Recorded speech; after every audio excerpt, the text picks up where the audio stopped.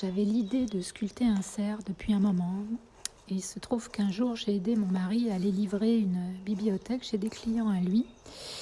Il se trouve que ce client était un grand chasseur, comme on dit, c'est-à-dire qu'il avait participé à des chasses exceptionnelles et que dans sa demeure, en fait, il y avait une salle réservée à l'exhibition de ses trophées de chasse. Et on a traversé cette salle pour se rendre dans la bibliothèque. Et en traversant cette salle, je frissonnais en voyant tous les trophées accrochés au mur. Et notamment, tout au fond de cette salle trônait un très grand cerf, un cerf majestueux. Et je ne savais pas si c'était horrible ou magnifique. C'est-à-dire que j'étais un petit peu saisie par d'effroi et à la fois confrontée à la beauté de ces bêtes qui avaient été figées pour l'éternité.